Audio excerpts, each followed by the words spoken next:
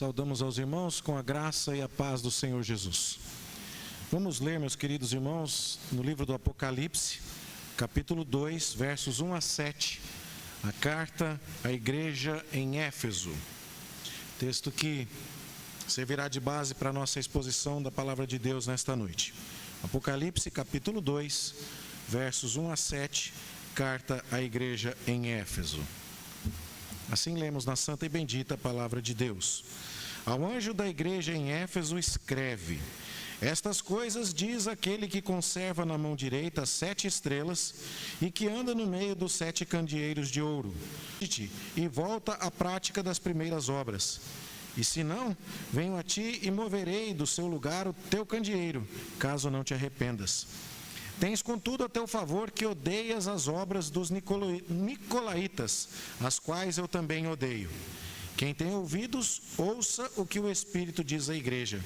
Ao vencedor, dar-lhe-ei que se alimente da árvore da vida que se encontra no paraíso de Deus. Que o Senhor nos abençoe nesta noite. Meus irmãos, eu não vou dizer isso para encher a bola de vocês, não. Por favor, não estufem.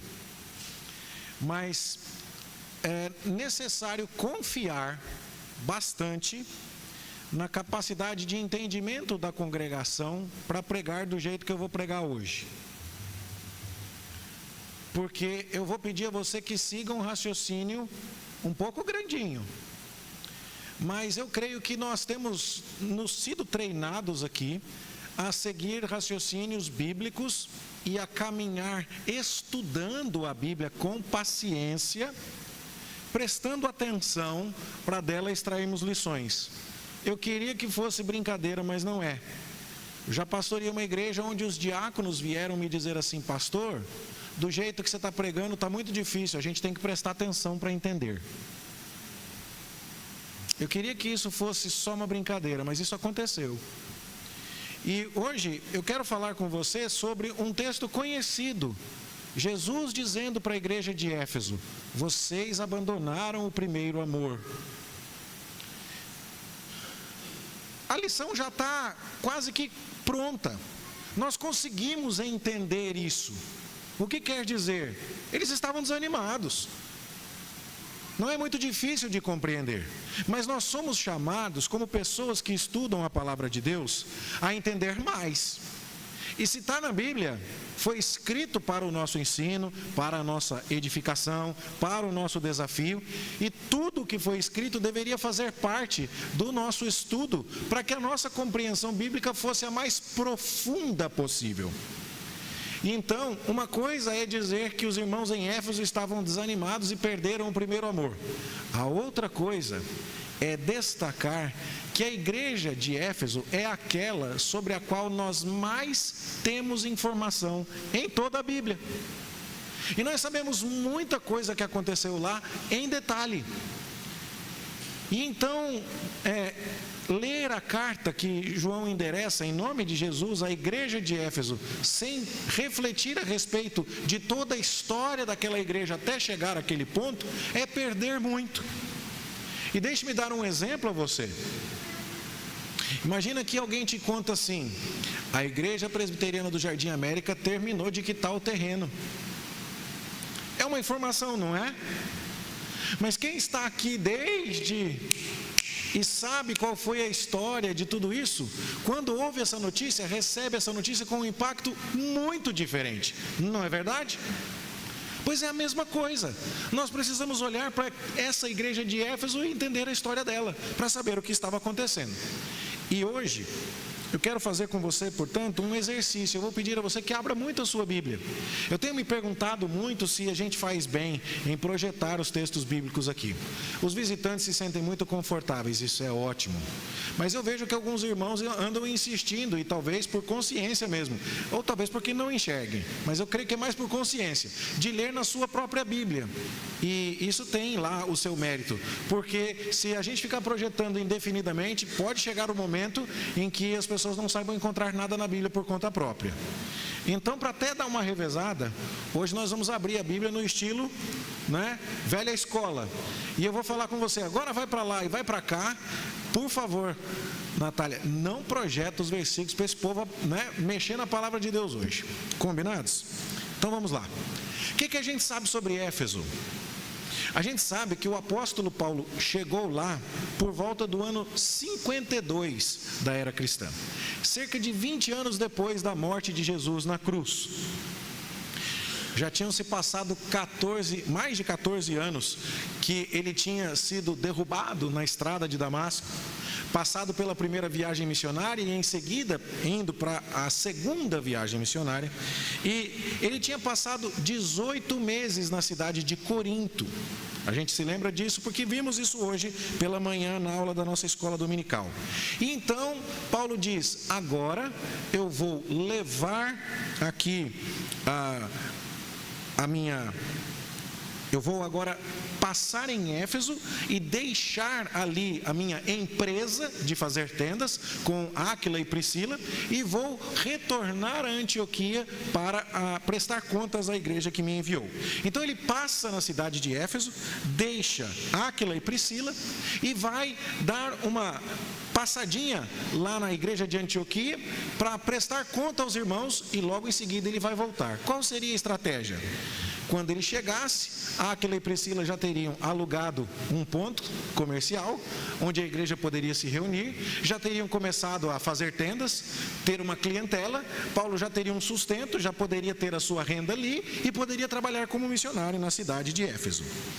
Enquanto Paulo deixou Áquila e Priscila em Éfeso e foi para visitar a igreja de Antioquia, apareceu na cidade de Éfeso um homem chamado Apolo. A gente lê sobre isso, né?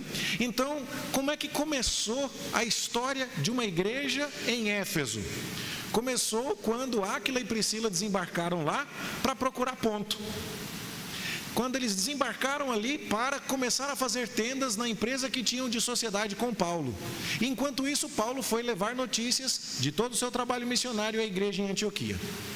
Enquanto isso, chega um homem chamado Apolo, eloquente nas escrituras, grande orador, e o trabalho em Éfeso começa.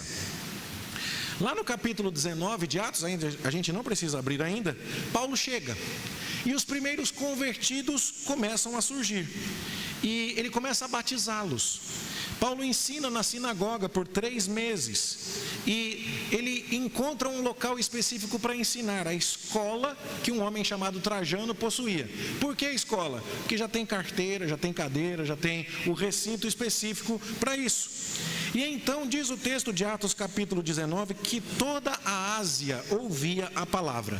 Por que toda a Ásia? Por favor, não pense na Ásia que a gente conhece hoje, a China, a Índia. Não. Pense na Ásia como a Turquia, a província romana chamada de Ásia, onde está a cidade de Éfeso, inclusive até hoje. Então aquela região estava ouvindo a palavra de Deus. E, no entanto, nós precisamos entender, Éfeso não está nos seus melhores dias de glória. A cidade de Éfeso já tinha sido mais importante. No entanto, a erosão, o acúmulo de sedimentos fluviais, ou seja, toco que desceu o rio abaixo, começou a se acumular na foz do rio Caister. O que quer dizer isso? O lugar onde o rio desemboca em outro rio ou então no oceano. E os sedimentos começaram a se acumular de tal forma que foram formando novos terrenos. E isso fez com que o porto mudasse de lugar. Você consegue entender isso?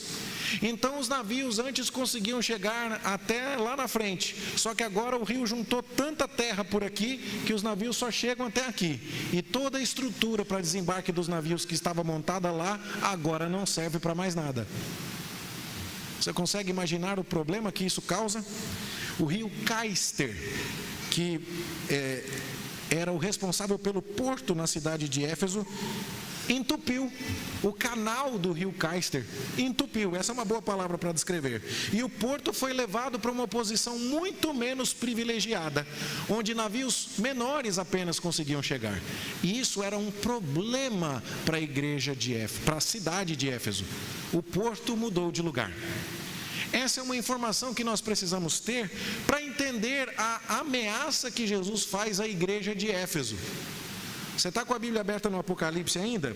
Veja, no versículo 5 do capítulo 2, Jesus diz assim: lembra-te, pois, de onde caíste, arrepende-te e volta à prática das primeiras obras, e se não, venho a ti e moverei do seu lugar o teu candeeiro. O candeeiro, a gente sabe, lá pelo início do livro do Apocalipse, que é um símbolo da igreja. Eu vou tirar a igreja do lugar e vou pôr em outro lugar. Se tem alguém que entende o que é tirar uma igreja do lugar e colocar em outro, é o pessoal de Éfeso. Por quê? Porque o porto estava num lugar e foi levado para outro, e isso foi um grande problema. E então, esta é a cidade na qual o apóstolo Paulo está pregando o evangelho. Você leu comigo na liturgia como foi a chegada do apóstolo Paulo ali. Muitos magos que habitavam a cidade queimaram livros de magia. Atos capítulo 19, verso 19. E aí então, o apóstolo Paulo começa a se corresponder de Éfeso com a igreja de Corinto, que ele tinha deixado na segunda viagem missionária, né? E agora ele estava na terceira ali em Éfeso, e ele se corresponde com a igreja de Corinto, porque o pessoal de Corinto está se desentendendo. E nós vimos isso hoje pela manhã. Tem gente que acha que é de Pedro, de Paulo, de Cristo e tudo mais. Então, essa é a situação inicial. E, conforme nós lemos agora na liturgia, em Atos capítulo 19, um homem chamado Demétrio, meio que o presidente do sindicato dos metalúrgicos de Éfeso, que fazia pequenas imagens da deusa Diana, ele diz assim: esse homem está nos causando prejuízo, porque ele está ensinando que o que a gente faz não é importante. Se todo mundo acreditar que as imagenzinhas que fazemos não são deuses de verdade, ninguém vai querer comprar mais. E ele vai acabar com a nossa reputação, porque ele está nos chamando de mentirosos, mas ele vai acabar com o nosso lucro. E como você leu no texto, eu espero que você tenha acompanhado isso, havia uma consideração enorme para com a deusa Diana e para com a movimentação que Diana causava na cidade de Éfeso. Era dito que a estátua de Diana, que estava no centro do templo de Diana, lá em Éfeso, havia caído de Júpiter. Alguns especulam que foi uma estátua que foi moldada a partir de um meteorito que caiu na cidade. Então você consegue imaginar a superstição que acompanha essa estátua? E então fica tudo aquilo muito evidente, que a mensagem do evangelho pregada por Paulo vai trazer tumulto, e que quem quiser viver para Cristo em Éfeso vai encontrar problemas. Paulo passa ali um total de 3 anos, de 53 depois de Cristo até 56, e então entende que a sua missão na cidade está encerrada. Termina a terceira viagem missionária de Paulo em Éfeso. Só que antes de encerrar completamente essa viagem, nós vimos, ele vai agora recolher um dinheiro das outras igrejas para levar até Jerusalém. Porque no final da sua segunda viagem, ele tinha passado em Jerusalém e tinha visto que os irmãos estavam em dificuldade. E então ele escreve a segunda carta aos Coríntios, e então ele conta quantas coisas havia passado em Éfeso que eram problemáticas. E então, quando ele está indo definitivamente para Jerusalém levar aquela oferta, o navio passa na cidade de Mileto, que é pertinho de Éfeso. Ele está com as pessoas que estão junto com ele para levar a oferta, e ele está se preparando para entregar tudo em Jerusalém. E ele chama então os presbíteros de Éfeso para que o encontrem na cidade de Mileto. Note, de uma hora para outra, o livro dos Atos já nos conta que a igreja de Éfeso tem presbíteros. A gente não leu sobre a eleição desses homens. A gente não viu a ata da assembleia que os elegeu. A gente não viu nada sobre isso. Mas é muito razoável entender. Paulo passou ali 3 anos. A igreja cresceu. Aquilo chegou inclusive a causar tumulto com os ourives da cidade. A agitação no teatro. As pessoas gritando que Diana era uma grande deusa.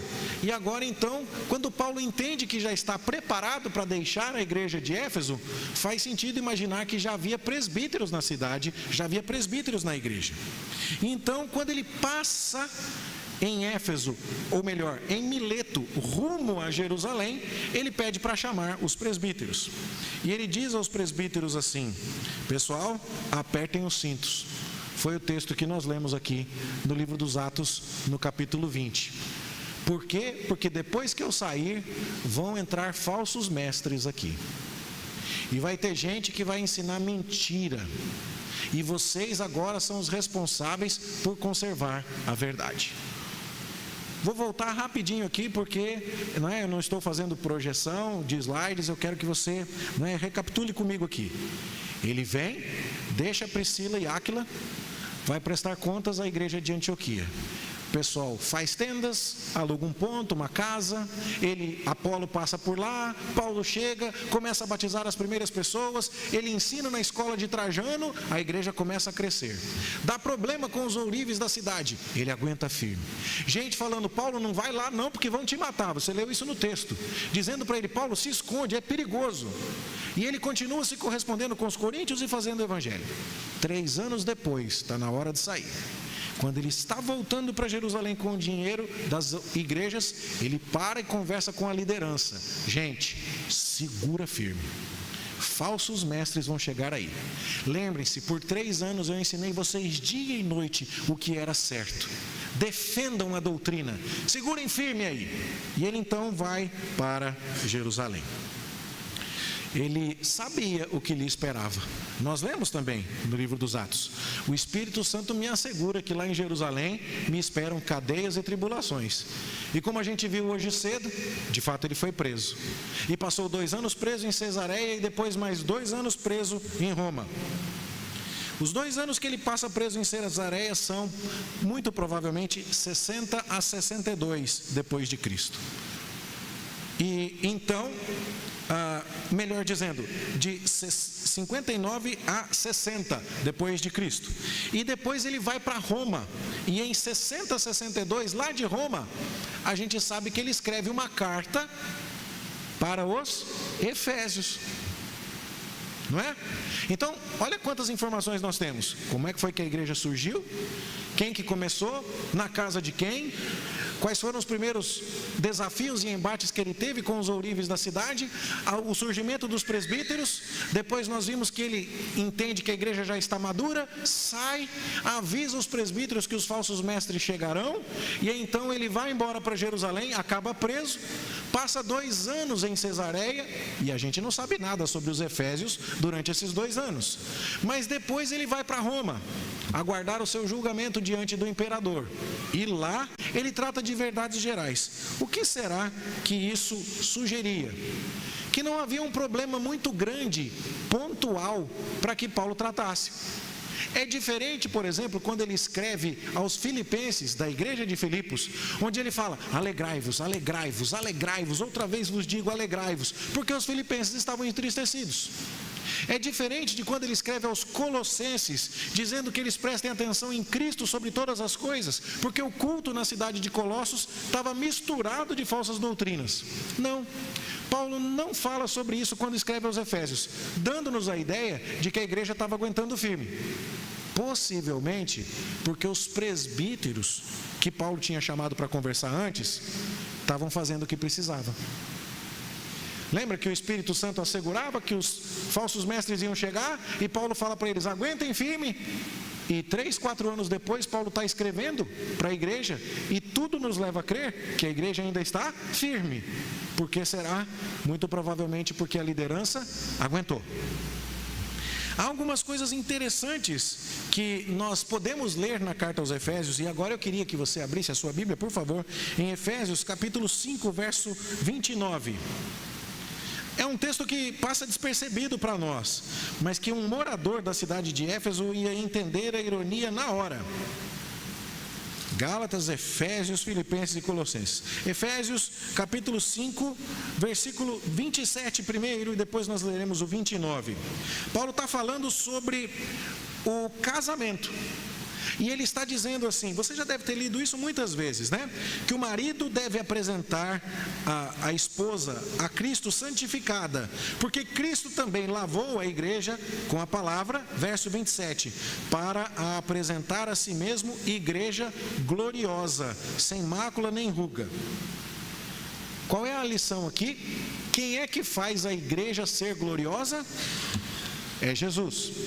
Só que a palavrinha gloriosa aqui é muito especial, porque no discurso do ourives Demétrios ali, você deve ter reparado, que ele falava que a deusa Diana fazia de Éfeso a mais gloriosa de todas as cidades. Então Paulo está cutucando lá e dizendo assim: mantenham-se firmes em Cristo, não sucumbam à idolatria com a deusa Diana, porque quem faz você ser glorioso não é a deusa Diana de Éfeso, mas é Cristo que torna a sua igreja uma noiva santa e gloriosa. Ok? Depois você pode pesquisar a imagem da deusa Diana. Ela está preservada em museus e ela tem 30 seios. O seio é um símbolo de amamentação e de nutrição. E a deusa Diana era aquela que alimentava a cidade de Éfeso. A gente já entendeu o porquê: o comércio dos nichos de prata, a peregrinação ao templo da deusa Diana, a economia da cidade girava em torno da deusa Diana. Ela nutria a cidade de Éfeso. Mas aí você vai até o texto de Efésios capítulo 5, verso 29, e lê assim: porque ninguém jamais odiou a própria carne, antes a alimenta e dela cuida, como também Cristo faz com a igreja. Quem é que alimenta a igreja? Não é Diana, é Cristo. Quem é que faz a igreja gloriosa? Não é Diana, é Cristo. Mas Paulo está falando disso de uma forma bastante sutil, você percebe? Não é como se ele estivesse dando aquela chacoalhada nos irmãos. E ele sabe chacoalhar, né? A gente já viu que ele sabe falar quando precisa. E isso nos leva a entender, portanto, que a situação em Éfeso está razoavelmente tranquila. A carta aos Efésios sugere que ainda não havia nenhum grande problema na igreja local. E por isso mesmo é que nós costumamos decorar vários de seus versículos, visto que Paulo não estava tratando de nenhum problema específico. Priscila e Áquila vão procurar o ponto. Apolo chega depois. Paulo vem em seguida. Ensinam na escola de Trajano. A igreja cresce. Os ourives causam confusão. Paulo desespera da própria vida. Magos se convertem, queimam livros de bruxaria. As coisas se acalmam. Paulo fica 3 anos ali. Vai embora. Antes de chegar a Jerusalém, avisa: falsos mestres chegarão. Parece que a igreja está firme. Ele, preso 4 anos mais tarde, manda uma carta: cuidem, é Jesus e não Diana quem alimenta a igreja e quem faz a igreja ser gloriosa. Ok. Então Paulo sai da prisão de Roma. E agora ele vai fazer uma 4ª viagem missionária, que, como vimos hoje pela manhã, não está narrada no livro dos Atos. Então seria o capítulo 29 do livro de Atos, se é que ele tivesse sido escrito. E aí então, as notícias que agora teremos do apóstolo Paulo não virão do livro dos Atos, virão das cartas que Paulo escreveu depois que saiu da prisão em Roma. E agora eu queria que você abrisse comigo em 1 Timóteo, capítulo 1, versículo 3. O que é que nós vamos ler lá em 1 Timóteo, capítulo 1, versículo 3? O texto que já lemos na liturgia nesta noite. Está dizendo assim: quando eu estava de viagem, rumo da Macedônia, te roguei permanecesses ainda em Éfeso. Paulo pediu: Timóteo, vai lá para Éfeso, para admoestares a certas pessoas, a fim de que não ensinem outra doutrina. Temos aqui, portanto, uma declaração. Os presbíteros em Éfeso haviam segurado as pontas antes, mas parece que agora a situação piorou um pouco. E piorou a tal ponto que agora Paulo diz: Timóteo, tem uma tarefa para você. Fica aqui em Éfeso. Não vem mais comigo não, porque tem gente aqui na cidade de Éfeso que está começando a ensinar outra doutrina. E a gente até sabe quais eram as doutrinas. O verso 4 diz: fábulas, genealogia sem fim e outros problemas. E agora você vê que a profecia que havia sido dada por Paulo, por meio do Espírito Santo, de que falsos mestres chegariam em Éfeso, estava na sua segunda onda possivelmente. E agora Timóteo fica na cidade de Éfeso. Ele deve cuidar da doutrina. Veja capítulo 4 de 1 Timóteo, verso 16. 1 Timóteo 4, verso 16. Tem cuidado de ti mesmo e da doutrina. Continua nestes deveres, porque fazendo assim, salvarás tanto a ti mesmo como aos teus ouvintes. Quem seriam os ouvintes de Timóteo, se ele estava em Éfeso? Seria a igreja dos Efésios. Timóteo, cuida da doutrina, porque falsos mestres chegarão aí na igreja. E a história da igreja de Éfeso então avança. As heresias previstas por Paulo em Mileto, 5 anos antes, já estavam mais desenvolvidas. 1 Timóteo 1,3 fala de genealogias. 1 Timóteo 1,8, se você quiser acompanhar aí, vai falar do desprezo pela lei. Veja, sabemos, porém, que a lei é boa, se alguém dela se utiliza de modo legítimo. É porque tinha gente dizendo que a lei de Deus não era boa. Certo? Oração, capítulo 2, Paulo fala sobre a oração. O ascetismo, capítulo 4, verso 3. Esse eu gostaria de ler com você. Tem gente que proíbe o casamento, que exige abstinência de alimentos que Deus criou para serem recebidos com ações de graças e tudo mais. E esse povo estava onde? Em Éfeso. E quem é que tinha que cuidar dessa história? Timóteo. Você consegue imaginar o privilégio da igreja de Éfeso? Pastor fundador, apóstolo Paulo. Próximo pastor, Timóteo. Tá bom, né? Tem gente boa de Deus lá pastoreando essa igreja.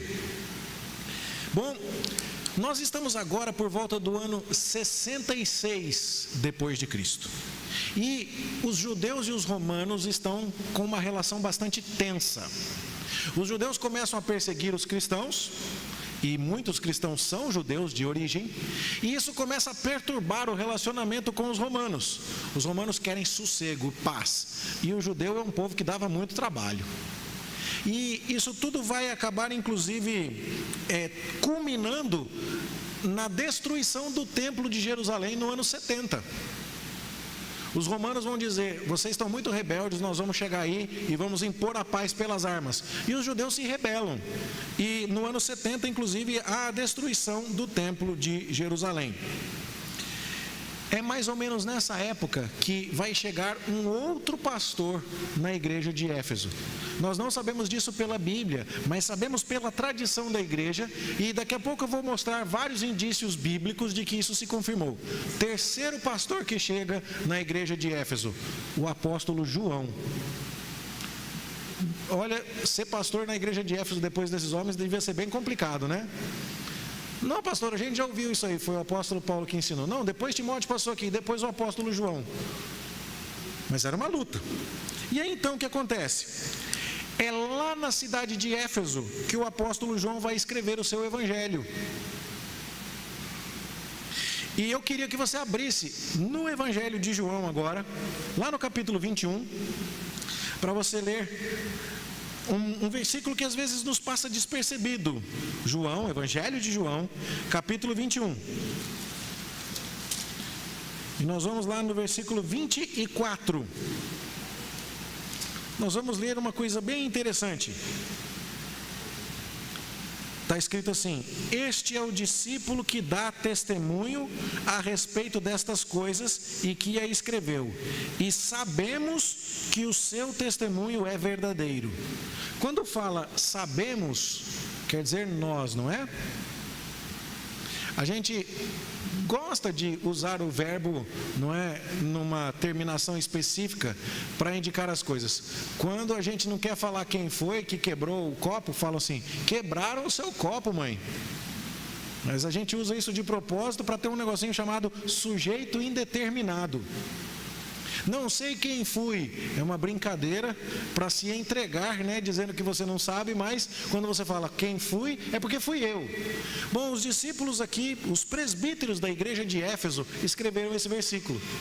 João escreveu o Evangelho e nós presbíteros em Éfeso estamos dizendo que nós sabemos que o seu testemunho é verdadeiro. Esse é um versículo que tem a chancela dos presbíteros em Éfeso.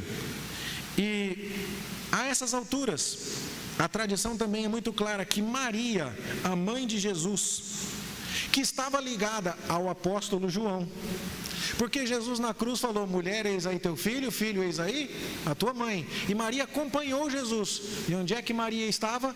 Em Éfeso. E por que ela não estava em Jerusalém? Por causa da perseguição. E até hoje em Éfeso há pessoas que dizem saber onde está o túmulo onde Maria havia sido sepultada, embora haja tantas outras crenças que nós não endossamos, de que depois Maria haveria subido aos céus por conta própria, o que obviamente não tem qualquer base bíblica. Mas então você vê, a igreja de Éfeso agora tem a presença de Maria, a presença de João. E quando você começa a ver a situação, você vai ver que agora é João quem está escrevendo de Éfeso. Primeiro o Evangelho, mas depois ele escreve as 3 cartas. E quando João escreve as cartas, você começa a ter mais ideia dos problemas que ele está enfrentando. Tem um homem lá em Éfeso que quer mandar em todo mundo. E o nome dele é Diótrefes. E a gente sabe disso na 3ª carta de João. Aí você fala assim: peraí, pastor, quer dizer que a igreja de Éfeso nasceu com o ourives tocando terror para cima do apóstolo Paulo. Depois o apóstolo Paulo diz: virão falsos mestres. Os presbíteros iniciais aguentaram bem o tranco, mas depois chegou gente ensinando genealogia, contrário à lei, contrário à oração, pregando o ascetismo. Paulo teve que deixar Timóteo lá. E aí depois foi um período de perseguição a cristãos, a judeus no mundo, e o apóstolo João acaba indo para Éfeso, mas quando ele chega lá, junto com Maria, mãe de Jesus, ainda tem um homem que quer mandar na igreja, o tal do Diótrefes. Sim. E não é só isso. Tem pregadores itinerantes que vão passar por Éfeso falando bobagens e heresias. E na 2ª carta de João, que ele escreve lá de Éfeso, ele fala: se alguém vier aqui e não trouxer a mesma doutrina que nós professamos, não receba, não come com ele. E aí você continua a ver o problema que está acontecendo onde? Em Éfeso. Tudo isso é Éfeso. Tá certo? E no ano 86, já passou bastante tempo, hein? Quando essa história toda começou, nós estávamos falando do ano 52. Agora é o ano 86, já se passaram 34 anos.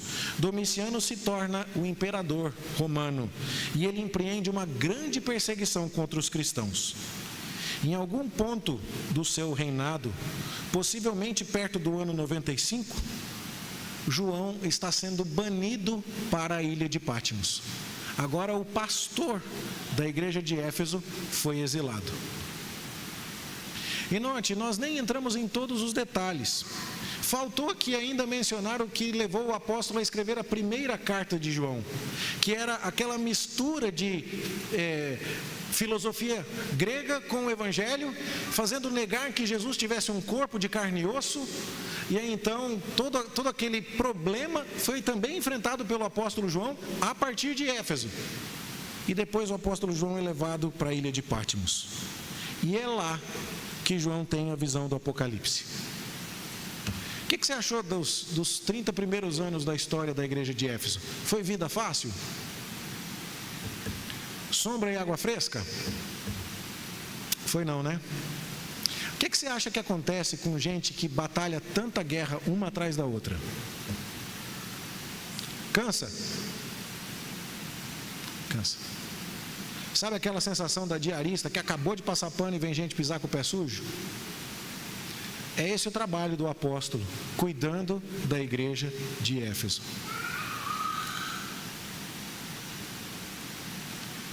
E aí, não é por acaso que quando Jesus aparece a João na ilha de Patmos, qual é a primeira igreja para quem Jesus vai endereçar uma carta? Para Éfeso. era uma das igrejas, se não a mais importante de todas as igrejas, com cerca de 43 anos de história, desde que Paulo havia passado lá pela primeira vez. E aí então, a igreja de Éfeso tinha uma história muito bonita de luta contra as heresias. Veja agora comigo, voltemos a Apocalipse capítulo 2. Olha o que Jesus fala.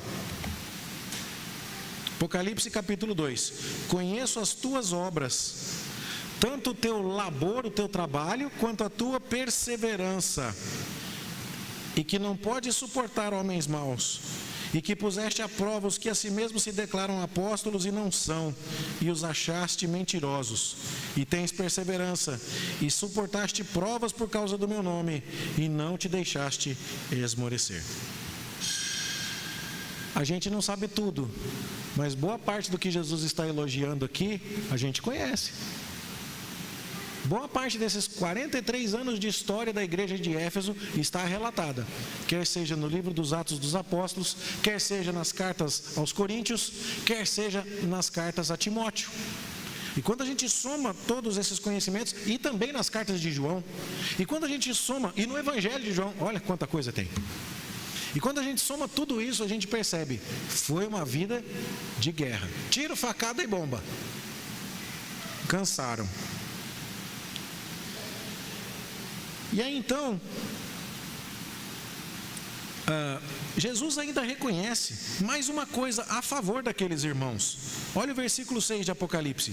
Eu tenho ao teu favor que você odeia a obra dos nicolaítas, que eu também odeio. Nós não temos preservado na Bíblia o que é que esses nicolaítas faziam.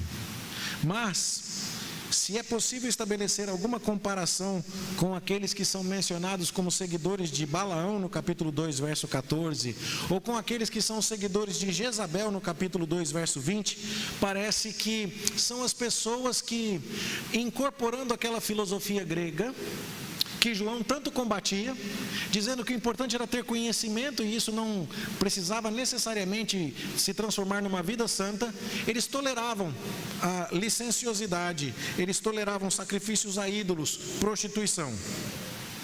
E aí então, o que nós vemos aqui é que a igreja de Éfeso está enfrentando inimigos internos. Não é o imperador o problema da igreja de Éfeso. O problema é a falsa doutrina. Gente de dentro. Gente que está contaminada pelo pensamento mundano e está dentro da igreja, querendo fazer a ideia do mundo falar mais alto do que a palavra de Cristo. E aí, então, os versos 2 e 3 vão nos mostrar que a igreja reagiu com perseverança, colocou à prova as pessoas que rejeitavam a doutrina de Cristo e mostrou que eles estavam errados. Só que cansaram. Foi muita batalha, foi muita guerra. E aí, então, o texto diz assim: tenho, porém, contra ti que abandonaste o teu primeiro amor. A crítica aqui é que o brilho foi perdido. A crítica aqui é que o deslumbramento foi perdido. Aquela coisa bonita de quem acabou de se encontrar com Jesus, que sabia que estava indo para o inferno, e que o coração agora queima e arde, e a pessoa quer falar de Cristo em todos os momentos da vida, e de repente ela vai para a igreja, acontece um escândalo que um pastor faz uma bobagem. Vai para a igreja, o outro irmão pisa no sapato dela e faz outra bobagem. E ela não vai embora, mas ela perde o brilho. Eu ouvi uma vez uma ilustração de que os elefantes de circo ficam fazendo assim, ó. Se a gente já foi no circo com elefante, isso conta um pouco do nosso DNA, né? Nossa data de nascimento antiga, que faz muito tempo que não pode ter circo com bicho aqui no Brasil. Mas você já viu o elefante de circo fazendo assim? Já? E a curiosidade é por quê? E a resposta é, porque quando o elefante é pequenininho, eles vão lá e amarram uma corrente no pé dele, e ele tenta sair, e ele não consegue. E aí quando o elefante cresce mais, você pode amarrar ele com um fio de linha 10 de soltar pipa, que ele não solta mais, ele só fica ameaçando. Ele cansou de tentar. Ele não está fazendo as coisas mais com aquela energia. Ele não está, sabe, ele está só dando a impressão de que está no jogo, mas ele já desistiu. E esse é o problema daquela igreja, cansou. E a questão toda é, como é que Jesus trata isso? Jesus trata isso como queda. Ele fala, lembra-te de onde caíste. Porque se você está de fato seguindo aquele que se apresenta desta maneira gloriosa, o Senhor Jesus, veja a descrição de Jesus no versículo 1: estas coisas diz aquele que conserva na mão direita as 7 estrelas e que anda no meio dos 7 candeeiros de ouro. Como é que você acha que seria a sua motivação se você soubesse que Jesus em pessoa estaria presente no culto esta noite? Mas ele está, sabia? E se você não está agindo como se ele tivesse, é porque você perdeu, de alguma maneira, o primeiro amor. E aí, então, Jesus se apresenta com toda essa glória para dizer assim, você caiu. E esse abandono é pecaminoso. Deus quer ser servido com prazer e com alegria. Deus não quer apenas que a gente faça o que precisa ser feito, mas Ele quer que a gente faça com capricho, com amor, com interesse. Isso era um desafio particular para os presbíteros, porque essas lutas estiveram em grande medida sob a responsabilidade dos líderes da igreja, e agora estavam sendo denunciadas na carta que Cristo manda enviar à liderança. E então é que Jesus diz no final da carta, quem tem ouvidos deve ouvir. E isso é uma questão que não se aplica apenas a quem estava em Éfeso, mas se aplica a todas as pessoas de todas as épocas e a nós inclusive. Eu creio que essa é uma mensagem muito apropriada para o início do ano. Teve alguma coisa boa, santa, justa, lícita, verdadeira, que você desanimou de fazer o ano passado? Não, eu estava servindo a Deus dessa maneira, mas deixa eu falar a verdade, cansei. Eu estou vendo umas risadinhas de canto de boca aqui que fala, pastor, quem contou minha vida para o senhor? Ninguém não.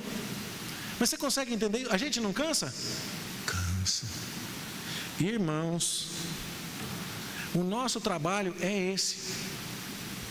Agora conta uma coisa para mim. Esse não é o serviço da mãe? A mãe viu o neném querendo enfiar o dedo na tomada, falou não. Aí o neném foi lá de novo, ela falou não. E aí da terceira vez para frente, deixa morrer queimado mesmo. É assim que a gente faz? Não. E por quê? Porque o amor está lá. O amor está lá. Por que a gente não desiste dos nossos filhos? Não desiste às vezes da nossa carreira? Não desiste às vezes de coisas que nos são preciosas? E das coisas de Deus a gente desiste?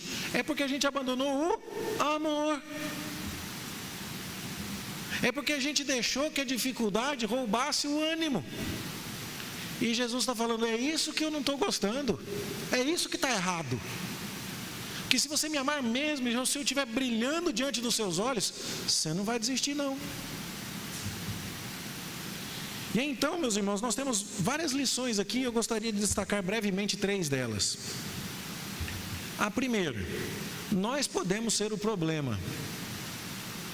Já pensou nisso? Eu estou pregando isso em momento de paz na igreja, e é muito bom. O pastor tem que saber a hora de tocar em certos assuntos delicados. Se ele começa a falar de dízimo quando a igreja está endividada, todo mundo vai ficar pensando assim, gastou mais do que devia, agora precisa pregar sobre dízimo. Hora boa de pregar sobre dízimo é quando a igreja está com as contas saudáveis. Não estou dizendo que é errado pregar sobre dízimo se a igreja estiver passando dificuldade, mas sempre isso colocará o pastor numa situação um pouco mais suspeita.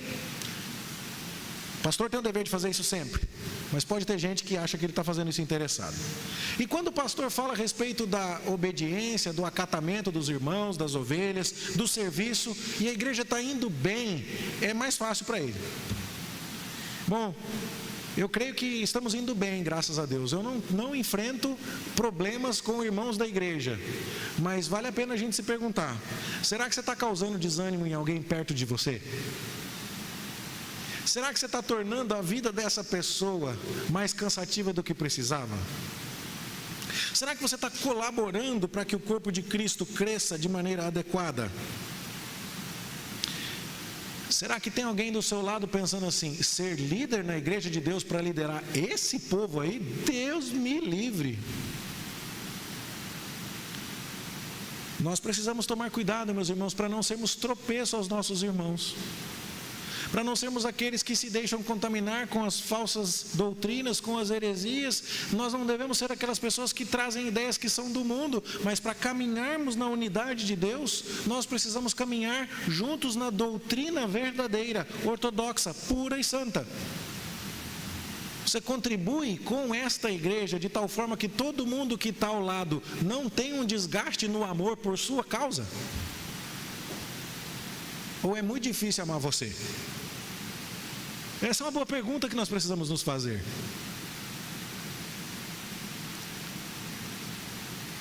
Você encoraja os demais irmãos? Você elogia o trabalho que eles fazem?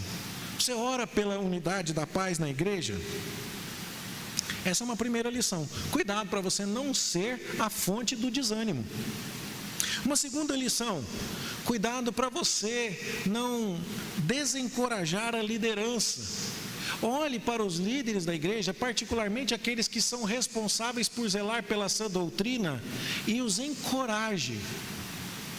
A gente tem procurado fazer isso aqui. O dia do presbítero, os nossos oficiais são homenageados. O dia do diácono, os nossos oficiais são homenageados. O pastor foi homenageado no dia do pastor. Essas coisas são importantes. E não é só porque a gente quer ter um calendário de datas comemorativas na igreja. Não. Mas é porque aqueles que nos lideram se desgastam e eles precisam ser encorajados. Timóteo tinha que cuidar de si e cuidar da doutrina. E assim vamos. Então agradeça a Deus pela liderança da igreja, incentive os seus líderes, os diáconos, os presbíteros. Você já reparou que você chegou aqui hoje, a luz já estava acesa, o ar-condicionado estava ligado, os músicos tinham ensaiado, o banheiro estava limpo, todas as coisas estavam ali. Você sabe que isso não se faz sozinho, né? Você sabe que tem alguém que tem trabalhado por isso. Você já procurou encorajar essas pessoas? Isso é importante. E por último, lição 1, cuidado para você não ser a causa do desânimo. Lição 2, encoraje os líderes e aqueles que servem na igreja. E terceiro, busque o primeiro amor. Não é para fazer apenas, é para fazer com beleza. Você sabe que quando a gente briga, né? Casal que briga, às vezes a gente faz o que precisa, mas a gente faz na birra, né? Então o marido não acha a meia. Eu estou falando em hipótese, nunca que isso aconteceu na minha casa, viu, gente? A Priscila é uma santa. Mas sabe como é que é? Cadê minha meia? Está aqui. Você pegou a meia, mas olha, era melhor que não tivesse pego, né? O serviço foi entregue, mas não foi entregue com amor. Memórias de coisas feitas com amor são tão preciosas. Minha sogra resolveu fazer beterraba para o Davi quando o Davi era pequeno. Você gosta de beterraba? Você tem meu respeito, mas eu acho aquele negócio com gosto de terra. E normalmente criança não gosta muito da beterraba. E o pior da beterraba é que quando você põe ela no prato, o prato inteiro fica beterraba. Suja tudo. Mas a minha sogra chegou para o Davi e falou: vovó vai fazer uma beterrabinha para você, linda, maravilhosa. E ela falou aquilo com tanto amor que o Davi comeu beterraba com boca boa até os 5 anos. Aí depois não deu mais, aí passou. Mas por uns bons anos da infância dele, beterraba tinha gosto de amor de vovó. E não é importante isso? Por isso todos os seus atos sejam feitos com amor, diz o apóstolo Paulo em Coríntios. Cadê aquele amor bonito? Cadê aquele amor bonito que fazia você servir a Jesus nos tempos da sua conversão? Jesus não está pedindo a você apenas que trabalhe para Ele, não. Ele está pedindo a você que trabalhe com alegria. Ele está pedindo que as pessoas olhem para você e digam assim: eu preciso entender o que faz a vida desse moço, dessa moça, desse homem, dessa mulher ser tão prazerosa assim. Porque olha, ele vai nesse lugar, toma bronca, né? Paga, trabalha de graça e volta rindo. Como é que é isso? Igreja é exatamente isso aí, se você for olhar de uma perspectiva muito reducionista. Mas o que acontece? Nós estamos fazendo isso por amor. Jesus amou os seus até o fim. E olha, ele sabia que Judas ia trair, ele sabia que Pedro ia negar, ele sabia que tanta gente ia fazer tanta coisa, e ele foi até o final. E é esse Jesus que nós somos chamados a servir. Irmão, irmã, a pergunta é: você está com brilho no olho? Se você estiver empurrando o seu corpo, tome cuidado, porque algumas pessoas dizem: já que eu não posso fazer por amor, eu não vou fazer. Aí essas pessoas pecam duas vezes, porque deviam fazer e deviam fazer com amor. E aí, porque não estão fazendo com amor, elas não fazem, aí erram duas vezes. Se for para fazer sem amor, faça ainda, mas faça pedindo para ter o amor. Aquele super sincero que acha que é a pessoa muito correta, não, eu sou autêntico, e como eu não estava com vontade, eu não fui, porque se eu fosse seria hipocrisia. Bobo, você pecou duas vezes. Pecou por não fazer e pecou por não querer fazer. Da próxima, peca uma vez só, faz sem querer mesmo, mas faz. Agora, se você não estiver querendo, cuidado, porque está errado. Está errado. Eu gosto dessa história e ela me pega, viu? Ela me pega. O marido perguntou para a esposa, dizendo assim: eu já contei ela aqui. Meu bem, é meu dever te dar um beijinho de boa noite? E a esposa respondeu para ele: não, o seu dever não é me dar um beijinho de boa noite. O seu dever é querer me dar um beijinho de boa noite. Se você só me beijar, mas não quiser, você não cumpriu o seu dever, não. Já pensou? Porque dar um beijinho é mais fácil, mas acabou. Agora, tá com vontade, tá com o coração alinhado, isso é muito mais profundo. Deixa eu perguntar, irmão, você está no piloto automático aí? Com algumas coisas? Pastor, isso aqui eu estou fazendo, mas é porque sabe como é que é? Olha, Jesus está falando, não é isso que eu quero de você, não. E ele estava falando isso para uma igreja que já estava há 43 anos ali, ó, tiro, facada e bomba. Eu reconheço, a sua luta é grande, mas não é para perder o brilho, não é para perder o amor. Como é que eu faço isso, pastor? Bom, olha para o Apocalipse.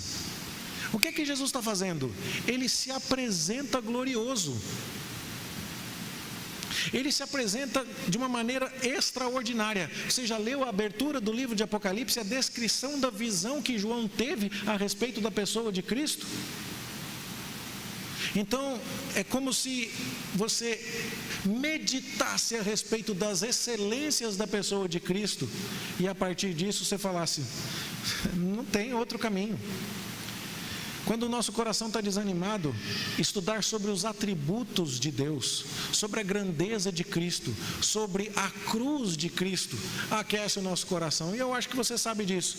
Quando a gente vem aqui no culto das 7 palavras da cruz e medita no sacrifício do Senhor Jesus, aquilo não dá uma turbinada na fé por um bom tempo no ano, e a gente fala: como eu fui amado, como meu Salvador é glorioso, como Ele é maravilhoso. Pode ser que por algum tempo você ficou olhando muito para o serviço e esqueceu de olhar para o patrão. Você ficou olhando muito para a guerra e esqueceu de olhar para o seu general. Você olhou muito para o combate, mas esqueceu de olhar aquele que nos faz mais do que vencedores. Isso não pode acontecer.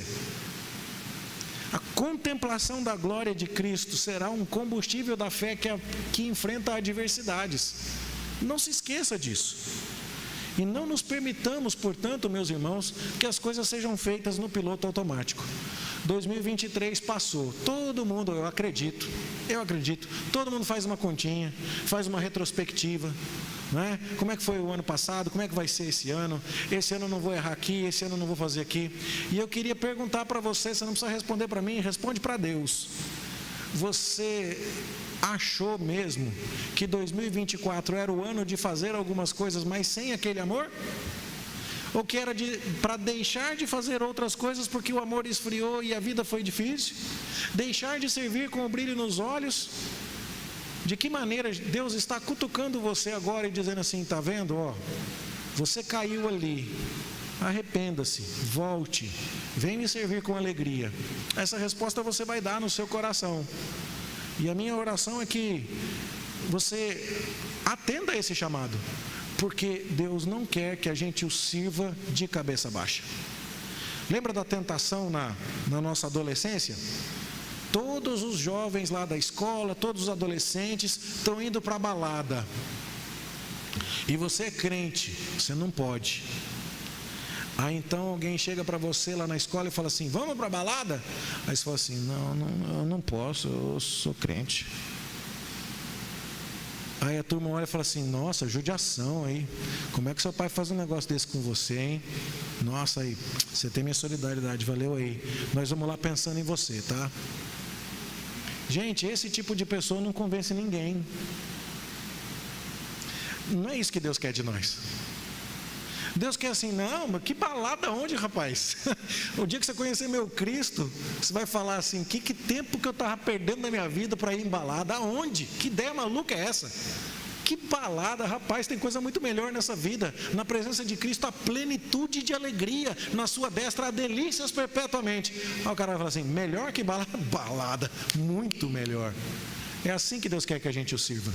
Esse crente é contagiante. Esse crente é que Jesus está buscando. Esse crente está no primeiro amor. A minha oração é que a gente viva isso. E que assim Jesus seja glorificado na igreja do Jardim América em 2024 e para todo sempre, até o dia que Ele voltar. Que seja assim na minha vida e na sua, em nome de Jesus.